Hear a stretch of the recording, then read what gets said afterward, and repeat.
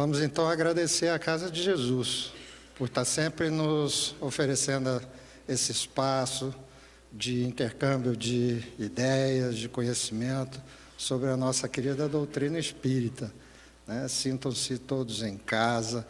O Marco hoje vai falar sobre um assunto que nos afeta a todos, né? Livre-arbítrio, aquelas escolhas que a gente faz, né? Algumas são perfeitas, outras nem tanto, e assim a gente vai aprendendo, Deus vai nos mostrando o quanto Ele é amoroso, nos dando a chance, né? É isso aí. Marco, obrigado por ter aceitado o convite, e a turma é sua. Obrigado.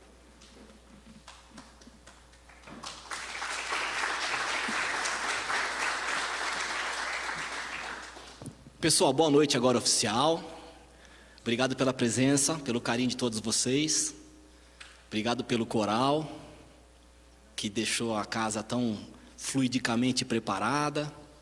Para o pessoal todo que faz todo esse cerimonial. O Luiz, que tem todo o trabalho de fazer essas palestras acontecerem, todas elas.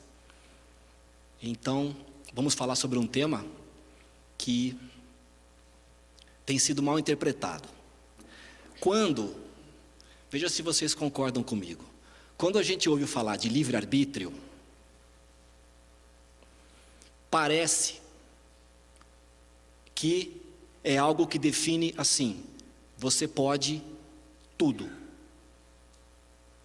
É essa a imagem que se passa com o termo livre-arbítrio. Todo mundo pode tudo. Será mesmo? Quando a gente terminar aqui, eu quero fazer de novo essa pergunta para vocês. Mas antes, nós vamos estudar cada passo para chegar nessa conclusão. Primeiro, o que é livre-arbítrio? Palavra por palavra. Eu fui no dicionário. Livre é a pessoa que é senhor de si e de suas ações. Não está sob julgo, não está sob escravidão. Então, livre, ok. Só que tem o arbítrio que vem depois. Então, livre-arbítrio. E arbítrio no dicionário é poder de determinar, juízo, arbitragem. Poder de determinar. Então, eu tenho o poder de determinar, eu tenho liberdade de determinar o que acontece com a minha vida. Tá. Juízo. Então eu tenho liberdade de ajuizar o que acontece com a minha vida. Eu tenho a liberdade de arbitrar sobre as minhas decisões. Já mudou. Já não é mais eu faço o que eu quero. Eu tenho a liberdade. Se eu analisar o termo, pessoal, não entrei nem em espiritismo ainda. Estou analisando o termo só. O árbitro do jogo não é aquele que está lá para não deixar a festa desandar? Ele não fala a hora que tem que parar, a hora que tem que jogar? Então, o árbitro das nossas atitudes somos nós. E nós somos livres. Livres para quê? Para ajuizar sobre o que nós faremos ou não faremos. Então, o livre-arbítrio significa assim: nós somos livres para pensar, ajuizar, refletir e decidir sobre fazer ou não fazer. Não é poder fazer tudo. É um pouco diferente. Então já começamos a verificar que esse primeiro sentido, talvez equivocado ou um pouco embaçado, do termo livre-arbítrio não é bem uma liberdade tão sem limites. Paulo de Tarso coloca na primeira epístola aos Coríntios: tudo posso, livre, mas nem tudo me convém, arbítrio. Ele definiu isso. Tudo posso, liberdade, mas nem tudo me convém, já sou eu arbitrando, ajuizando sobre o que me convém ou não. Então, livre-arbítrio, tudo posso, mas nem tudo me convém. Eu estou ajuizando sobre o que me convém ou deixa de convir. Bom, livre-arbítrio. O que o outro queria? Brigar, não queria ir embora, não queria dividir bens, ele queria brigar. Só que quando um não quer, dois não brigam. É livre-arbítrio. É livre-arbítrio. Bom, o livre-arbítrio é mais ou menos assim, então. Isso eu vi um dia um palestrante dizer. Existe uma pauta, uma partitura, onde se pode escrever as músicas, né? Um conjunto de 5 linhas e 4 espaços, onde o músico coloca aquelas notinhas, né? Partitura que chama aquilo, ou pauta. Todo mundo conhece aquele? A música que você pode escrever ali é qualquer uma, mas tem que ser na pauta.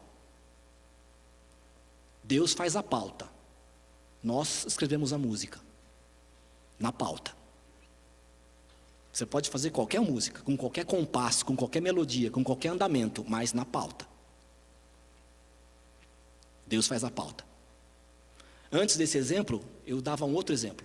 Eu dizia assim, que a nossa vida o livre-arbítrio é representado por uma via de 6 pistas. Como a Bandeirantes, em alguns trechos, a Imigrantes, aqui de São Paulo. Eu posso ir pela direita, mais devagar, pela esquerda, mais rápido, ou pela esquerda mais devagar, tem uns que vão, pela pista do meio. Eu posso parar no acostamento, eu posso andar de ré, eu posso fazer o que eu quiser, mas a pista é aquela, a rodovia é aquela, e eu tenho que tocar para frente, na minha velocidade, do meu jeito, na minha pista, como eu quiser, mas a pista foi Deus que fez e eu preciso andar do jeito que eu quiser, mas eu tenho que andar por ali. Então, o livre-arbítrio, pessoal, é mais ou menos assim. Ele existe, ou se existe. Só que ele tem que ser encarado de uma forma madura. Eu não posso tudo o que eu quero. Eu posso o que me é, dentro da minha relativização, da minha maturidade espiritual, da minha evolução.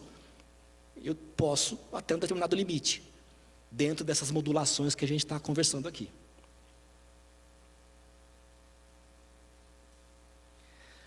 No Livro dos Espíritos, ele fala, depois do livre-arbítrio, do item livre-arbítrio, ele fala de fatalidade. E ele diz assim, resumindo as perguntas, que só existem 2 fatalidades na nossa vida, 2. Primeira, a hora da desencarnação. Está marcado, desencarna.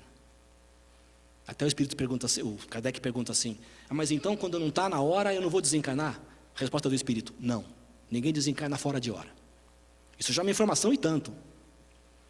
E a outra fatalidade consiste no seguinte: antes de nós virmos para cá, todos nós, no nosso grau de evolução, todos nós participamos da confecção cuidadosa do nosso planejamento reencarnatório. Nós traçamos com os benfeitores as linhas gerais da nossa reencarnação, os pontos principais que nós precisaríamos vivenciar estão traçados. Esses são fatalidade. Cadê o Sérgio? Eu vi o Sérgio chegando aqui. Então, Sérgio, nascer com uma doença congênita faz parte do planejamento reencarnatório, porque é uma lição que me traz ensinamento útil em função do que eu mostrei para a vida, ou para Deus, nas minhas escolhas do passado, que eu não sei. E agora essa encarnação com um problema congênito, ou com uma limitação que eu não tenho como fazer para resolver, como o exemplo de nascer num país ou numa família de extrema carência material, não há o que seja feito que eu possa resolver essa questão. Isso é traçado no planejamento reencarnatório. E nós participamos. Tudo bem que na hora ali a gente teve que... Benfeitor, será que não dava para amenizar aqui um pouquinho? Deixa isso aqui para outra. Não dá? Não. A gente negociou, a gente entrou em acordo, e quando a gente concordou, nós viemos com a coisa planejada.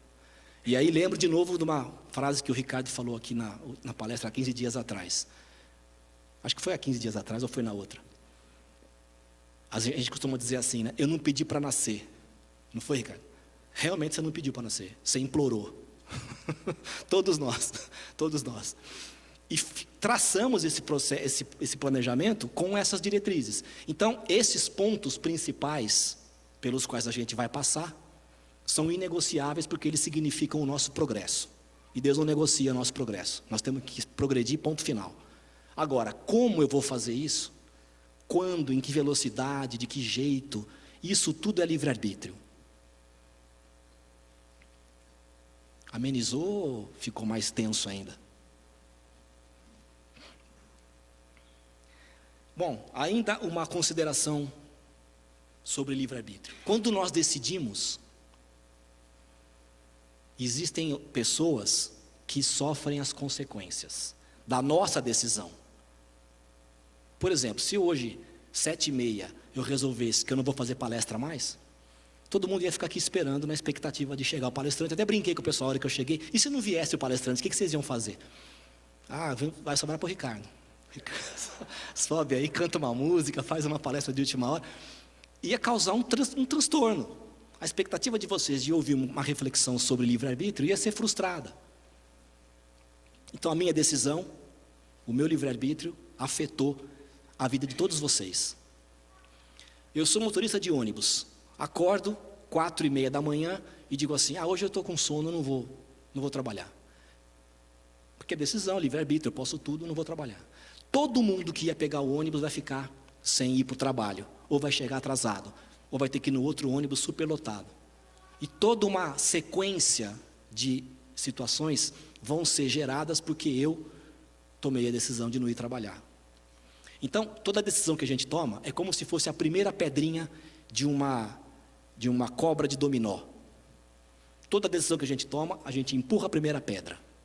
E aí sabe lá Deus qual vai ser a última pedra do dominó, aonde ela está. Mas a gente faz isso. Vou dar um exemplo, que é real. Talvez seja até um pouco forte. Quando eu decido me separar da minha esposa, me divorciar, não vou dizer se isso é bom ou isso é ruim. Isso foi trabalhado aqui em outros temas. Pode ser que isso seja a solução, ou pode ser que isso não seja o caminho, mas essa não é a questão. Mas quando eu decido isso, e tenho filhos pequenos, eles vão pagar uma boa parte da fatura. Alguém tem dúvida disso? Todo mundo conhece filhos de pais separados e sabe as dificuldades que os pais têm de prover a carência da ausência, a carência da presença dos pais. Então, o pai decidiu, a mãe decidiu, ok. É o acordo que vocês têm? Ok. Só que saibam que outras pessoas vão pagar parte da fatura. É assim que funciona a vida. Nós somos todos uma rede inteirinha ligado. Todo mundo é ligado a todo mundo, de alguma maneira. Qualquer decisão que nós tomamos influencia a vida dos outros. Então a gente deve avaliar quais são as nossas escolhas para usar de forma responsável o nosso livre-arbítrio. Nesse raciocínio, lá no Livro dos Espíritos ainda, na 860, tem uma pergunta assim: pode o homem, pela sua vontade e por seus atos, fazer que não se deem acontecimentos que deveriam verificar-se? E reciprocamente? Olha a pergunta que ele está fazendo. Eu tracei meu planejamento reencarnatório. Agora eu estou aqui. Cheguei aqui. Eu posso fazer alguma coisa que não deixe acontecer coisas que já estavam planejadas para acontecer? Essa é a pergunta. Eu posso mudar meu plano? Resposta: pode. Gente, isso é livre-arbítrio, não é? O Espírito falou num outro capítulo que fatalidade era a hora da desencarnação e o meu planejamento reencarnatório. Mas eu posso, mesmo nesse planejamento, mudar o que é possível de ser mudado. Pode. Se essa aparente mudança, diz o Espírito na resposta, na ordem dos fatos, tiver cabimento na sequência de vida que ele escolheu. Então eu posso mudar. Eu planejei uma porção de coisa. Resolvi mudar tudo. Pode. Se essa minha escolha não for traumatizar a vida de outras, e se isso vai me trazer evolução e aprendizado, pode. Mas e os outros pontos que você deixou para trás e que era para você aprender? Fica para uma próxima, um outro momento. Vai ter que aprender. Tudo que a gente não sabe, nós vamos ter que aprender. Agora, eu posso aprender nessa encarnação algo que eu não havia planejado aprender. Não posso? Posso, é livre-arbítrio. Mas e o resto? O resto fica para outra. A gente tem que ter calma para evoluir. Ninguém vai conseguir ser anjo numa encarnação ou em duas. Então, calma. Essa informação é interessante, porque tem muita gente que às vezes sai das nossas aulas de livre-arbítrio com a cabeça cheia, né, e com a consciência pesada, achando que aquelas decisões que ela tomou mudaram o planejamento reencarnatório dela. Nem sempre é assim, a gente acha que muda, mas não muda muito. Se é o caso, ainda assim, se nós estamos aprendendo com essa mudança, o Espírito até diz, aparente mudança. Por que aparente mudança? Porque eu preciso aprender, tanto aquilo que eu tinha planejado, como aquilo que eu não havia planejado. Eu preciso aprender, eu vou ter que aprender. Então, tanto isso quanto aquilo é válido dentro da minha, como ele diz aqui, dentro da sequência de vida que ele escolheu, o aprendizado. Então dá para fazer, inclusive, isso. Uma outra coisa importante, quando eu escolho e detecto que eu escolhi errado, voltar atrás também é livre-arbítrio. Tem gente que acha que não. Eu escolhi, agora eu não volto atrás. Não dou o braço a torcer. O que vão falar de mim? Agora eu tomei atitude, já está tomado. Não volto atrás, de jeito nenhum. E continua a sua vida sofrendo as consequências que nós já sabemos que não vão ser legais. Porque ela gostaria de ter voltado atrás. Só que não voltou porque os outros vão falar mal dela.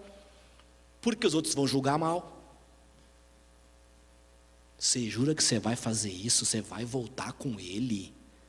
Você não tem vergonha? Depois de tudo que ele te fez? Vocês viram alguma novela que tinha isso? É coisa de novela, né? A pessoa vive, eu conheço gente assim, pessoal, estou dando um exemplo real. A pessoa vive a vida inteira querendo reatar uma relação que ela desfez. Mas por orgulho e para satisfazer as amigas, ela continua sendo infeliz.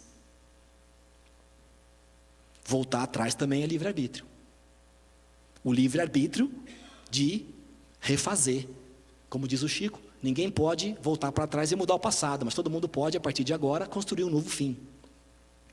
Então, tem que ter humildade para voltar atrás e reconhecer que a escolha não foi feliz.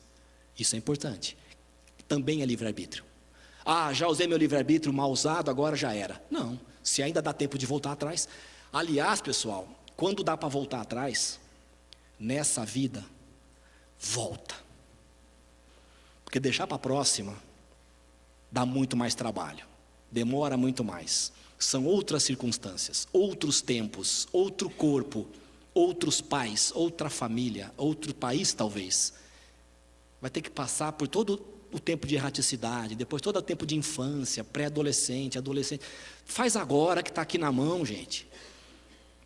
Sabe qual é a principal queixa dos espíritas que desencarnam? O arrependimento pelo tempo perdido. Coisas que estavam ao alcance das mãos e eles não fizeram. Por preguiça, por orgulho, por desleixo, por irreflexão. Mas o arrependimento por não ter feito o que estava tão fácil. Vai ter que fazer de uma outra vez, com outro grau de dificuldade. Então voltar atrás é importante, quando precisa. Quem não precisa voltar atrás numa decisão que tomou? Quem?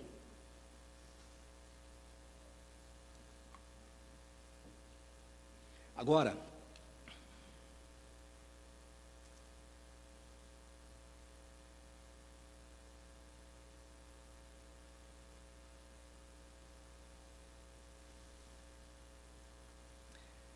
para ir finalizando já, nós temos também o livre-arbítrio de se rebelar ou de aceitar as situações que nos envolvem. É livre-arbítrio.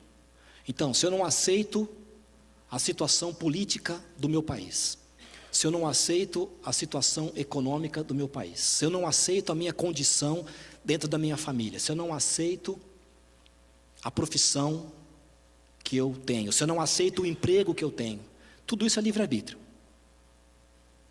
Eu posso aceitar ou posso não aceitar.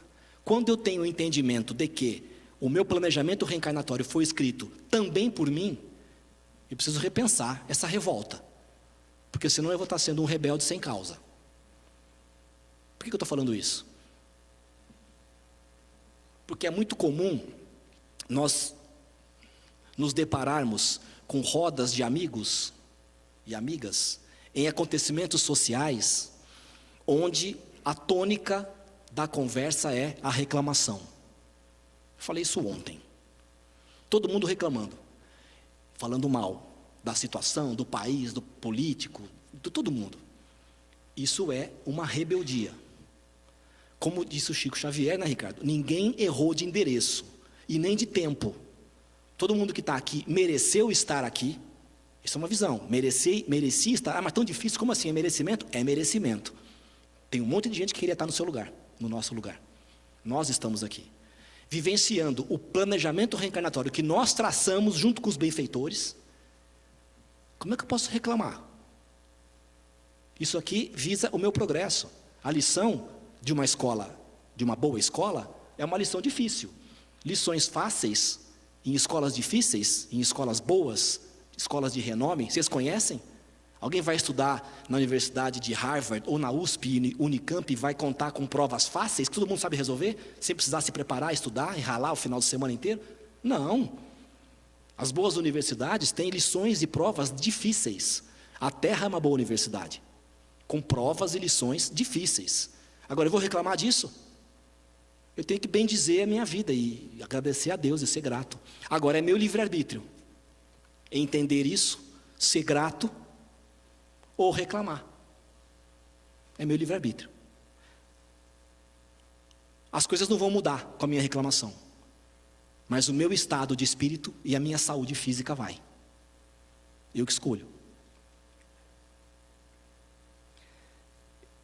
Agora, deixa eu voltar aqui, tem um texto de Emmanuel, que eu quero ver se eu consigo acessar aqui pela internet. Eu queria ler para vocês para finalizar. Livro Nascer e Renascer, Emmanuel através de Chico Xavier, capítulo 4, título do capítulo: Fatalidade e Livre-Arbítrio. É bem o nosso tema. Ele começa: antes do regresso à experiência no plano físico, nossa alma em prece roga ao Senhor a concessão da luta para o trabalho de nosso próprio reajustamento. Estamos falando isso. Solicitamos a reaproximação de antigos desafetos. Solicitamos a reaproximação de antigos desafetos. Não dá para reclamar daquele familiar difícil. Nós solicitamos a presença dele porque a gente tem algo para trabalhar naquele relacionamento. Imploramos o retorno ao círculo de obstáculos que nos presenciou a derrota em romagens mal vividas. Suplicamos a presença de verdugos com quem cultiváramos o ódio para tentar a cultura santificante do amor. Está falando aqui de planejamento reencarnatório. Nós, junto com os benfeitores, suplicando, implorando, pedindo a presença de verdugos, a presença de pessoas com quem a gente tem problema, a presença de situações que nos trouxeram provas que nós falhamos. Está falando de planejamento reencarnatório. Pedimos seja levado de novo aos nossos lábios o cálice das provas em que fracassamos, esperando exercitar a fé e a resignação, a paciência e o valor. E com a intercessão de variados amigos que se transformam em confiantes avalistas de nossas promessas, obtemos as bênçãos da volta. Então tem gente que avalizou a nossa volta. O nosso guia, por exemplo, estava com a gente nessa mesa onde nós traçamos o nosso planejamento e disse assim: vai que eu estou com você, agora você vai acertar, vamos junto. Você vai usar bem seu livre-arbítrio, ao menos melhor do que da outra vez. Efetivamente, em tais circunstâncias, o esquema de ação surge traçado. Somos herdeiros do nosso pretérito e, nessa condição, arquitetamos nossos próprios destinos. Entretanto, imanizados temporariamente ao veículo terrestre, acariciamos nossas antigas tendências de fuga ao dever nobilitante. Que são as antigas tendências? Todos nós tivemos várias reencarnações já. E elas todas as personalidades que nós vivenciamos em todas as reencarnações passadas, estão hoje dentro de nós.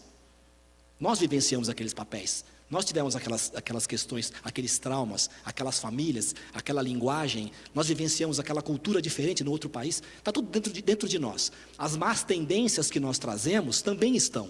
E são elas, como auto-obsessores, que nos chamam para o automatismo da repetição do que nós fizemos e estamos fazendo equivocadamente há séculos. Nós mesmos. Não precisa de obsessor. Os nossos automatismos, nosso condicionamento em escolher errado, em usar mal o livre-arbítrio, em algumas circunstâncias da vida, vem de séculos. E aí a gente senta para discutir nosso planejamento reencarnatório, e o nosso guia diz assim, e os benfeitores dizem assim: você está fazendo isso há tantas vidas, nessa nós vamos te dar uma condição diferenciada para você acertar. E a gente concorda, implora a possibilidade e vem. Chega aqui, não pode reclamar. É o que ele está dizendo aqui. Instintivamente tornamos despreocupados a caça de vantagens físicas, de caprichos perniciosos, de mentiroso domínio e de nefasto prazer. O egoísmo e a vaidade costumam retomar o leme de nosso destino e abominamos o sofrimento e o trabalho, quais se nos fossem duros algozes, quando somente com o auxílio deles conseguimos soerguer o coração para a vitória espiritual a que somos endereçados. É por isso que a fatalidade e o livre-arbítrio coexistem nos mínimos ângulos de nossa jornada. Geramos causas de dor ou alegria, de saúde ou enfermidade em variados momentos de nossa vida. O mapa de regeneração volta conosco ao mundo, consoante as responsabilidades por nós mesmos assumidas no pretérito remoto e próximo. Contudo, o modo pelo qual nos desvencilhamos dos efeitos de nossas próprias obras facilita ou dificulta a nossa marcha redentora na estrada que o mundo nos oferece. O plano vem pronto, só que vem o livre-arbítrio também. A gente segue o plano como a gente quer, do jeito que a gente quer, no tempo que a gente quer, ou não segue. Posso melhorar o plano? Difícil. Posso piorar o plano? Mas atendo parte do plano, ao menos. Isso que Jesus espera de nós, que nós atendamos parte, ao menos, do nosso planejamento reencarnatório. Ninguém vai exigir de nós, quando nós desencarnarmos, assim, olha, você foi com isso aqui e você tirou nota 8, faltou 2, volta. Não. Se a gente chegar lá, pessoal, com 5 de nota, 5, vai ter festa no céu. Sabe? Para todo mundo aqui.